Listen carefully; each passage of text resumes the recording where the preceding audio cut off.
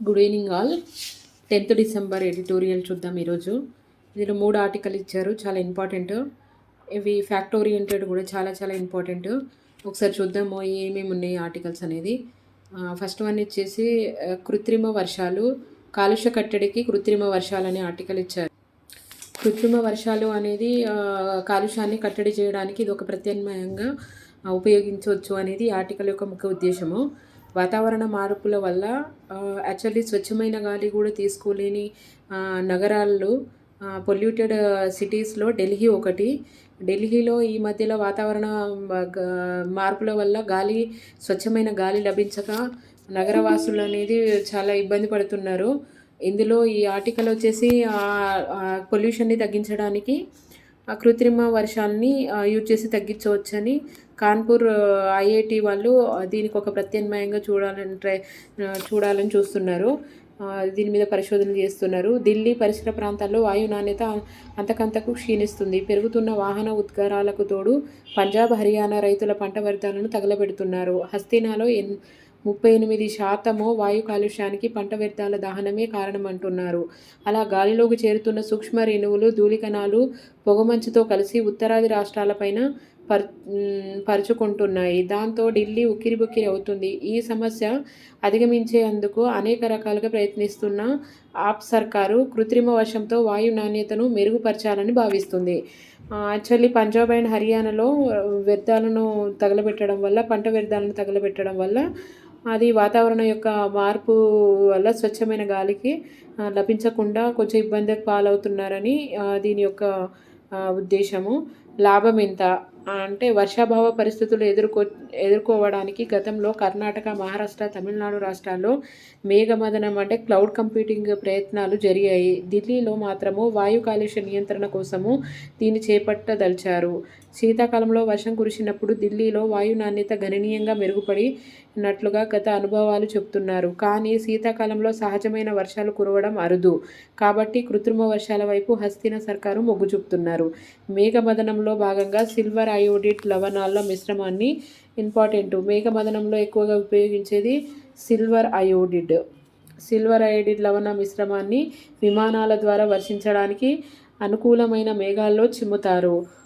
ఆ రేణువులు కలపడంతో మేఘాల్లోనికి నీటి బిందువుల పరిమాణము, బరువు పెరిగి వర్షపు చుక్కల మాదిరిగానే నేలపైకి రాలిపోతాయి. ఆ సమయంలో గాలిలోని రేణువులు, ధూళికణాలు వర్షపు బిందువులకు అతుక్కపోయి భూమికి చేరుతాయి.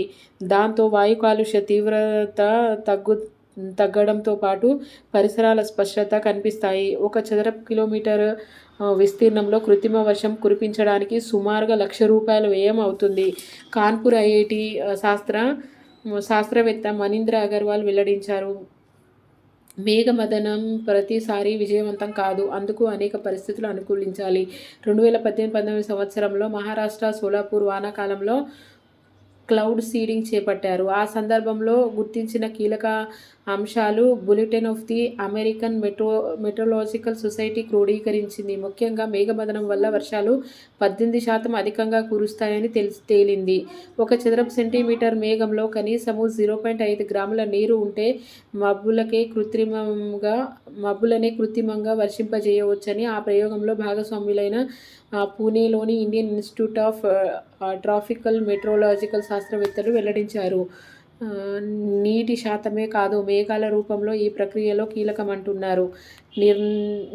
నిర్దిష్ట మేఘాలు తగినన్ని లేకపోయినా, ఆకాశము నిర్మలంగా ఉన్నా అసలు మేఘమదనానికి అవకాశమే ఉండదని తేల్చారు. వానాకాలం ముందు, ఆ తర్వాత చేపట్టే క్లౌడ్ సీడింగ్ ఫలితాలు భిన్నంగా ఉంటాయని ముందుగా గుర్తించిన ప్రదేశాల ఆవల కూడా వర్షాలు కురియవచ్చని పరిశోధకులు విశ్లేషిస్తున్నారు. ఈ ప్రయోగం కోసము 200 కోట్ల విలువైన క్లఫిక్స్ వ్యవస్థ, cloud aerosol interaction and precipitation enhancement equipment ఉపయోగిస్తున్నారు. అమెరికా, చైనా, యుఏఈ, ఆస్ట్రేలియా తదితర చోట్ల ఇటువంటి కృత్రిమ వర్షాలు కురిపిస్తున్నారు.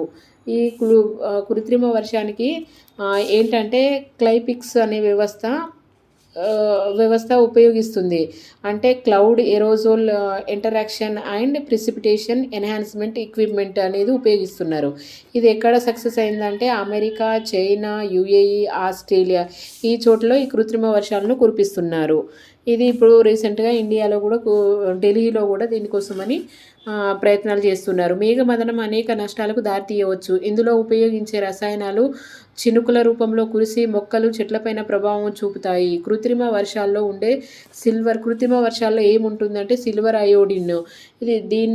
దానివల్ల ఏమవుతుందంటే చాలామంది తలనొప్పి, చర్మ సమస్యలు, డయేరియా, జలుబు వంటి సమస్యలకు గురి అయ్యే ప్రమాదం ఉంది. వాతావరణ స్వభావంలో మార్పులు చోటు చేసుకొని ఊహించని స్థాయిలో భారీ వర్షాలు కురవవచ్చని, అందుకు సిద్ధంగా లేకపోతే తీవ్ర పరిణామాలు చవిచూడవలసి వస్తుందని international journal of pure and applied biosciences కథనం విశ్లేషిస్తుంది. మేఘమదనం వల్ల ఓజోన్ పొరకు నష్టం వాటిల్లడమే కాదు, అటువంటి వ్యర్థాలతో సాగర జలాలు ఆమ్లీకరణ పెరిగి సముద్ర జీవుల మనుగడకు ప్రమాదకరం పడుతుంది.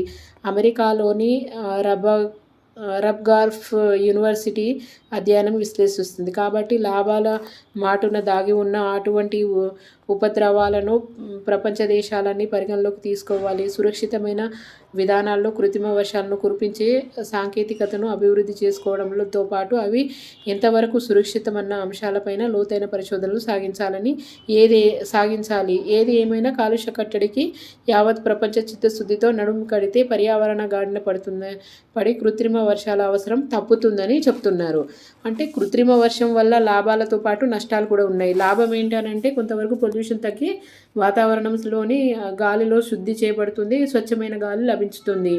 అదే కాకుండా వాహనాలు కూడా స్వేచ్ఛగా తిరగవచ్చు అనేది ఇది ఒకటి. ఇంకొకటి నష్టాలు ఏంటనంటే ఇది చెట్ల మీద పడడం వల్ల, చెట్ల మొక్కలపైన పడడం వల్ల, దీనివల్ల కృత్రిమ వర్షాల వల్ల సిల్వర్ అయోడిన్ ఉంటుంది కదా, అది మొక్కల్ని రసాయనాల వల్ల మొక్కలు చనిపోయే అవకాశం ఉంటుంది. చర్మ వ్యాధులు వస్తాయి, డయేరియా, తలనొప్పి వంటి సమస్యలు ఏదైతే అవే కాకుండా ఇవి ఎక్కువ స్థాయిలో టాక్సిక్ అయిపోయి జల వనరుల్లో కూడా కలిసే అవకాశం ఉంటుంది. కాబట్టి ఇది లాభంతో పాటు నష్టం కూడా ఉందని గ్రహించాలి. సెకండ్ ఆర్టికల్ చూద్దాము. ఇందులో మంటల్లో మానవ హక్కులు. యాక్చువల్లీ మానవ హక్కుల దినోత్సవం ఎప్పుడు ఐక్యరాజ్య సమితి ప్రకటించింది 1948లో. 1998లో మానవ హక్కుల యుఎన్ఎస్సి ప్రకటించింది. డిసెంబర్ 10వ తారీఖు హ్యూమన్ రైట్స్ డే, మానవ హక్కుల దినోత్సవంగా ప్రకటించింది. అయితే ఇందులో ఏమేమి ఇచ్చారు అనేది చూద్దాము. ఈ ఆర్టికల్లో ఏమి ఇచ్చారో ఒకసారి చూద్దాము. నేడు అంతర్జాతీయ మానవ హక్కుల దినోత్సవము 1948 డిసెంబర్ 10వ తేదీన ప్యారిస్లో సమావేశమైన ఐక్యరాజ్య సమితి సర్వప్రతినిధి సభ ప్రపంచవ్యాప్తంగా పౌర హక్కుల పరిరక్షణకు ప్రతిజ్ఞ చేసింది. అదే సార్వత్రిక మానవ హక్కుల ప్రకటన ప్రసిద్ధి పొందింది. వ్యక్తుల ప్రాథమిక హక్కులను నిర్వచించిన ఆ తీర్మానము మనుషులందరూ సమానులమే అని స్పష్టీకరించింది. జాతి, వర్ణ, మతం, లింగ, భావ, పుట్టుక, సామాజిక హోదా, రాజకీయ భావాల, అభిప్రాయాలు, ఆస్తిపాస్తులతో సంబంధం లేకుండా ప్రతి ఒక్కరికి హక్కులకు రక్షణ లభించాలని ఉద్ఘాటించింది. మానవ హక్కుల చరిత్రలో మైలురాయి వంటి ఆ ప్రకటన వెలువడిన నేటికి 75 ఏళ్లు పూర్తవుతున్నాయి. ఈ విశ్లేషణ సందర్భంగా సమానత్వాలకు సంరక్షిస్తూ అందరికీ న్యాయాన్ని అందించాలని ప్రపంచ దేశాలకు ఐక్యరాజ్య సమితి పిలుపునిస్తుంది. పౌర హక్కులకే మాకు వినపడగానే ఒళ్ళంతా తేళ్ళు జర్రులు పాకినట్టుగా కంపరమెత్తిపోయే మన నేతగణాలకు ఐరాస హితవచనాలు ఎక్కుతాయా అనే విషయం గురించి ఇచ్చిండు. అంటే మానవ హక్కుల గురించి ఈ దినంను అంటే ఏ మత, జాతి, లింగ, వర్ణ, రాజకీయ ఏ ప్రస్తావనకు తావు లేకుండా అందరూ సమానులే అని విషయం మీద ఐక్యరాజ్య సమితి 1990 డిసెంబర్ 10వ తారీఖున మానవ హక్కుల దినోత్సవాన్ని జరుపుకోవాలని చెప్పింది. అవినీతి, ఆశ్రిత పక్షపాతము, అవకాశవాదము, అధికార దాహమే 4 పాదాల మీద దేశీయంగా అధర్మం వర్ధిల్లుతుంది. అంటే ఇందులో ఏంటంటే 3 అంశాలున్నాయి. ఒకటేంటంటే అవినీతి ఆశ్రిత పక్షపాతం వల్ల, అవకాశం వాదం వల్ల, అధికార దాహం వల్ల, ఇంకొకటి అవినీతి వల్ల. వీటి వల్ల ఈ 4 పాదాల మీదనే దేశీయంగా మొత్తం అంటే ఆ ఏరియాలో అధర్మం అనేది వర్ధిల్లుతుంది. పిల్లా పాపలతో నిర్భయంగా, సంతోషంగా బతకాలని కోరుకునే సామాన్యులకు అవి తీరని అన్యాయం చేస్తుంది. రాజకీయ అధికారులు, శ్రీమంతులు పెరటి చెట్టుగా మారిపోయి మన దేశంలో బడుగుల హక్కులను వధశాలలకు చేరుస్తున్నారు. ఆహారము, ఆరోగ్యము, విద్య, ఉపాధి, మౌలిక సదుపాయాల పరంగా సంపన్నులకు ఆ పన్నులకు నడుమ అసమానతలను అధికమవుతున్నాయి. ఆ పదవుల్లో ఉన్నవారికి ప్రాయాలే సత్యాలుగా చలామణి అవుతున్నాయి. సాధారణంగా ప్రజలు భావప్రకటన స్వేచ్ఛ చుట్టూ సర్కారీ తుష్కముళ్ళు మేలు చేసుకున్నాయి. వీటన్నిటికీ పుణ్యమా అని ప్రపంచ మానవ స్వేచ్ఛా సూచి 2022లో 160 దేశాల్లో ఇండియా స్థానము అంటే ప్రపంచ మానవ స్వేచ్ఛా సూచి వరల్డ్ హ్యూమన్ ఫ్రీడమ్ ఇండెక్స్లో ఇండియా యొక్క స్థానము 112వ స్థానంలో ఉన్నది. మొత్తం ఇందులో ఉన్న దేశాలు 165, ఇండియా స్థానము 112 వరల్డ్ హ్యూమన్ ఫ్రీడమ్ ఇండెక్స్లో. అంటే ఇండియాకు 112వ స్థానం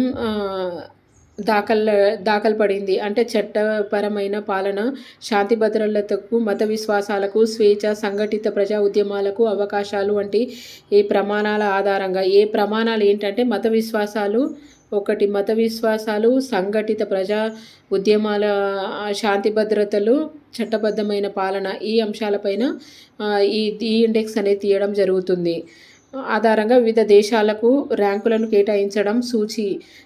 కేటాయించే సూచి అది. అందులో సాటి ఆసియా దేశాలు Japan, Singapore, Malaysia, Indonesia, Nepal, Bhutan, Philippine, Thailand తదితర దేశాలకు భారతావనిని వెనుకపడింది. అంటే 2012 మానవ స్వేచ్ఛ సూచిలో 152 దేశాలకు గాను 75. అంటే ఇది 2012లో అయితేనేమో 152 దేశాల్లో 75వ స్థానం ఉంది. కానీ ఇప్పుడు ఏంది, 112వ స్థానంలో ఉంది. 160 దేశాలు కూడా పెరిగినాయి ఇక్కడ. అంటే 75వ స్థానంలో నిలిచిన ఇండియా 10ఏళ్లలో అంతకంటే దిగువకు పడిపోయింది. భారతావని అద్భుతంగా వెలిగిపోతుందంటూ నాయకులు ఒక పక్క జీడిపి అంకెల గారడి అద్భుతంగా ప్రదర్శిస్తున్నారు. కనీస జీవన ప్రమాణాలు నోచుకొని ప్రజలెందరో మరోవైపు పేదరికం చీకట్లో మగ్గిపోతున్నారు. రాజ్యాంగ ప్రసాదిత ప్రాథమిక హక్కులు దూరమవుతున్న వారి దుర్భరవస్థే. మానవ హక్కులకు సంబంధించి మన జాతీయ దృక్కోణంలో పరిశీలిస్తే గౌరవప్రద జీవనము, స్వేచ్ఛ, కాలుష్యరహిత గాలి, నీళ్లకు రాజ్యాంగం హామీ ఇస్తుంది. ఆ మేరకు పౌర హక్కులకు రక్షించుకోవడం రాజ్యాంగం కర్తవ్యమని సుప్రీంకోర్టు ఏనాడో స్పష్టం చేసింది. Charanlal Sahu versus union of India కేసులో న్యాయపాలిక ఆ మేరకు తీర్పునిచ్చింది. కాలుష్యం వంటి వాటి సంగతి దేవుడెరుగు. భారత పోలీస్ స్వామ్యంలో జనజీవనము హక్కే తెగిన గాలిపటంలాగా కేంద్రము లోక్సభలో వెల్లడించిన వివరాల ప్రకారంగా 2016 నుంచి నిరుడు ఫిబ్రవరి నెలాఖరు వరకు దేశవ్యాప్తంగా పోలీసు జ్యుడిషియల్ కస్టడీలో 11,419 మందిని మరణించారు. కస్టడీలో పోలీసుల అకృత్యాలు, చిత్రహింసలు ఇప్పటికీ కొనసాగుతూ ఉన్నాయి. సర్వోన్నతమైన మానవ హక్కులకు పోలీసు స్టేషన్లో అత్యధికంగా ముప్పు ఏర్పడుతుంది. అవి సుప్రీంకోర్టు ప్రధాన న్యాయమూర్తి జస్టిస్ ఎన్వి రమణ సైతము ఆందోళన వ్యక్తం చేశారు. ఆంధ్రప్రదేశ్లో సొంత జాగీరుగా మార్చుకున్న జగన్మోహన్ రెడ్డి సారథ్యంలో ఆ రాష్ట్రంలో అయితే పౌర హక్కుల హననం విరాటకంగా సాగుతూ ఉంది. అక్రమంగా నిర్బంధించి పాదాలపై కొట్టడము ఇక్కడ ఆధారమా అని ఏపీ హైకోర్టు ఆగ్రహించేంతగా అక్కడ రాజహింస పోటెత్తుతుంది. అంటే ఈ విధంగా మానవ హక్కులు అనేది ఆ హక్కుల ఉల్లంఘన జరుగుతూ ఉంది. అసమ్మతి తెలపడము నచ్చని అసమ్మతి తెలపడము, నచ్చని అంశాలను విమర్శించడము ప్రజల హక్కు. దాన్ని వారంతగా వినియోగించుకుంటే ప్రజాస్వామ్యము అంతగా బలోపేతమవుతుంది. కానీ జగన్ కర్కోట ఏలుబడిలో మాత్రము అది మహాపాపము. ప్రభుత్వానికే వ్యతిరేకంగా సామాజిక మాధ్యమాల్లో ఎవరైనా పోస్టులు పెడితే ఏవో కొంపలు మునిగిపోయినట్టుగా ఏపీ సిఐడి అధికారులు పరిగెత్తుకొస్తారు. గుంటూరు జిల్లాకు చెందిన ఒక సాఫ్ట్వేర్ ఇంజనీరు వారు కిందటి నెలల్లోనే ఇలాగే పట్టుకున్నారు. అంటే మానవ హక్కుల గురించి ఏపీలో ఎలా ఉన్నాయి అనే దాని గురించి ఇచ్చాడు. అది మొత్తం టోటల్గా ఇది ఏపీకి సంబంధించిన అంశాలు. దీనికి ఏ విధంగా మానవ హక్కుల యొక్క ఉల్లంఘన జరుగుతుంది అనేది ఒక ఎగ్జాంపుల్గా ఇక్కడ ఇచ్చాడు. అయితే లాస్ట్కి ఏం జరుగుతుందంటే మన పోరాటం డబ్బు కోసమో కాదు, అధికారం కోసం కాదు, స్వేచ్ఛ, సమానత్వము, పునరుద్ధరణ మన లక్ష్యము అన్నది భారత రాజ్యాంగ నిర్మాత డాక్టర్ బిఆర్ అంబేద్కర్ మేలిమి మాట క్రాంతార్షులైన అటువంటి నాయకులు నేడు ఎందరున్నారో అలాంటి నాయకులు ఎందరున్నారు. జనం డబ్బుతో భోగాలు అనుభవిస్తూ గురివింద నీతులు చెప్పే ప్రబుద్ధ నేతలు ఇప్పుడు హవా పులకింత తిండి కోసము పోదంత కష్టపడే శ్రమజీవుల గురించి పూటకింత తిండి కోసము పొద్దంత కష్టపడే శ్రమజీవుల గురించి వారికి పట్టింపు ఉండడము లేదు. ఇది థర్డ్ ఆర్టికల్ చూద్దాము. ఎడతెరగని నరమేధము. ఇది యాక్చువల్లీ చాలా ఇంపార్టెంట్. ఇంటర్నేషనల్ రిలేషన్స్ కింద అడుగుతారు. నరమేధం అంటే ఇట్లా ఇజ్రాయెల్కున్న హమాస్కు మధ్య జరుగుతున్న యొక్క యుద్ధము, అంతర్యుద్ధము. ఇందులో యాక్చువల్లీ గాజా స్ట్రిప్ అనేది ఈ రెండు ప్రాంతాల మధ్య ఉంటుంది. ఇజ్రాయెల్ హమాస్ల మధ్య ఇటీవల కుదిరిన స్వల్పకాలిక కాల్పుల విరమణ ఒప్పందము వల్ల ఇరువైపులా కొంతమంది ఖైదీలు, బందీలు విడుదలయ్యారు. ఆ ఒప్పందము ముగిసిన వెంటనే గాజా పైన ఇజ్రాయెల్ మళ్ళీ బాంబుల వర్షం మొదలుపెట్టింది. వాస్తవానికి హమాస్ తిరిగి పుంజుకుంటుందన్న మిషాతో గాజాలో కాల్పుల విరమణకు ఇజ్రాయెల్ అమెరికాలు అంగీకరించడం లేదు. పోరు తాత్కాలిక విరమణకే అవి మొగ్గు చూపుతున్నాయి. ఇజ్రాయెల్ హమాస్ పోరులో ఇప్పటిదాకా గాజాలో 15,000 మందికి పైగా పాలస్తీనీలు ప్రాణాలు కోల్పోయారు. వారిలో ముక్కుపచ్చలారని చిన్నారులు పెద్ద సంఖ్యలో ఉన్నారు. నిజానికి ఇజ్రాయెల్ ఏర్పడినప్పటి నుండి తలెత్తిన ఉద్రిక్తతలో పాలస్తీనీలే పెద్ద సంఖ్యలో బలవుతున్నారు. వేలాదిగా బలి. ఇజ్రాయెల్ 1948లో ఏర్పడినప్పుడు యూదు ఛందసవాద శక్తుల చేతిలో 15,000 మంది పలస్తీనియన్ ప్రజలు హతమయ్యారు.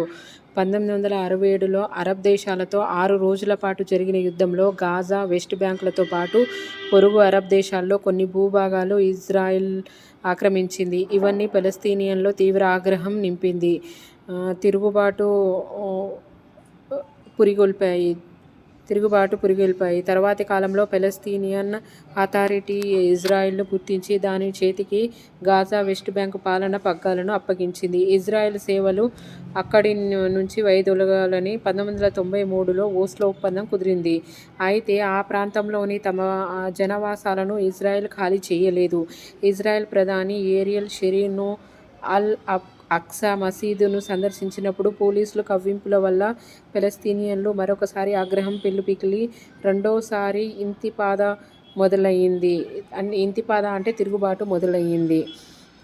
ఆ తర్వాత ఇజ్రాయెల్ దళాలు మళ్ళీ గాజా, వెస్ట్ బ్యాంకులలోనికి ప్రవేశించారు. ఈ పోరులో 2000 నుంచి 2003 మధ్య కాలంలో 4,300 మంది మరణించారు.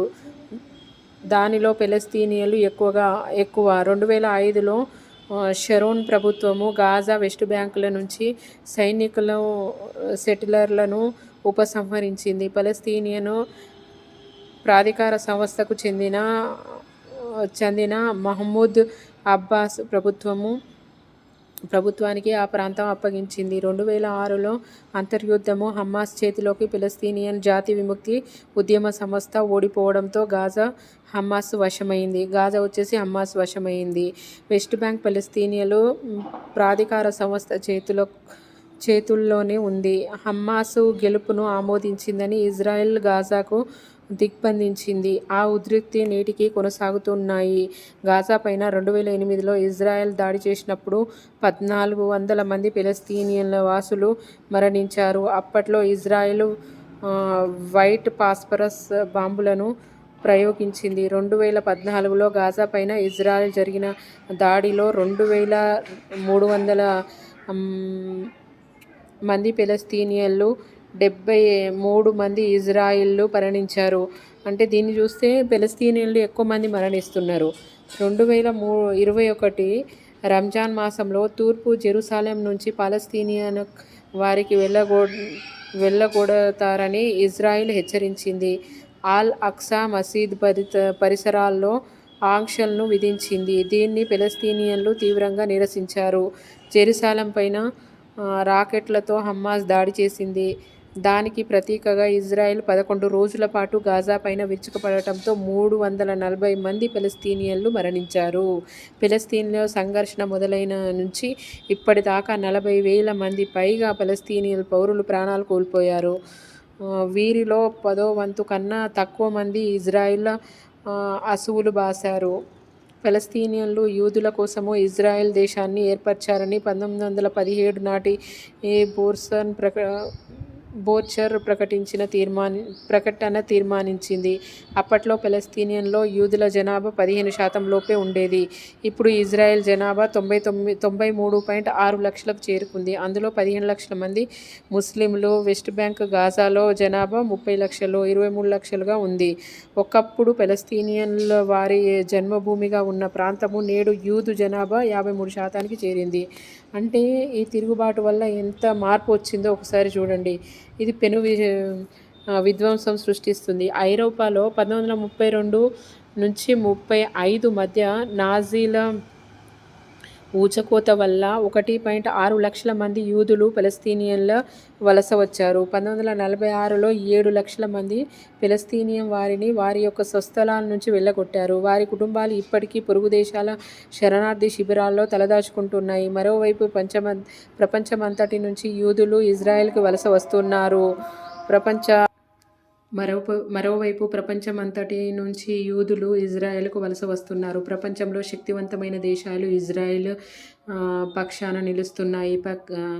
ఫిలిస్తీన్లందు ఖతార్ వంటి చిన్న దేశాలు సమర్థిస్తున్నాయి. అమెరికా ఏటా దాదాపుగా 31,000 కోట్ల విలువైన ఆయుధ సాయాన్ని ఇజ్రాయెల్కు అందిస్తుంది. ఫిలిస్తీన్లకు అందే అరకొక సహాయము ఆహారం వంటి నిత్య సరుకులకే సరిపోతుంది. గాజా, వెస్ట్ బ్యాంకులకు మౌలిక వసతులు ఇజ్రాయెల్ ఏనాడో ధ్వంసం చేసింది. పోను పోను మరింతగా వాటి గుప్పట పడుతూ ఫిలిస్తీన్ల ఉసురు పోసుకుంటుంది. ఈ విధంగా జరిగింది. ఇందులో ఒకసారి వరల్డ్ మ్యాప్ చూడండి. ఇలా ఇజ్రాయెల్ ఎక్కడుంది, వెస్ట్ బ్యాంక్ స్ట్రిప్ ఎక్కడుంది, గాజా స్ట్రిప్ ఎక్కడుంది, తర్వాత జెరూసలేం ఎక్కడుంది ఒకసారి చూద్దాం. ఇందులో ఇది ఈజిప్ట్, ఇక్కడ ఉంది చూడండి. ఇది ఈజిప్ట్, ఇది ఇజ్రాయెల్, ఇది గాజా స్ట్రిప్ అండి. ఇక్కడ ఉంది చూడండి. ఇది గాజా స్ట్రిప్, ఇది ఇజ్రాయెల్, ఈ జెరూసలేము. ఇక్కడ నుంచి ఇటు సైడ్ ఏమో లెబనాన్, తర్వాత ఇది వచ్చేసి జెరూసలేము, తర్వాత రామల్లా, గోలన్ హైట్స్, ఇది జోర్డాను. ఇది మ్యాప్ ఒకసారి చూసుకోండి. ఇక్కడ ఇది వచ్చేసి సముద్రం ఉంది, ఎర్ర సముద్రం మెడిటేరియన్ సీ. ఇది మెడిటేరియన్ సీ ఉంది ఇక్కడ. ఈజిప్ట్ మెడిటేరియన్ సీకి దగ్గరలో ఉంది. ఈ మ్యాప్ కూడా ఒకసారి మళ్ళీ చూడండి మీరు.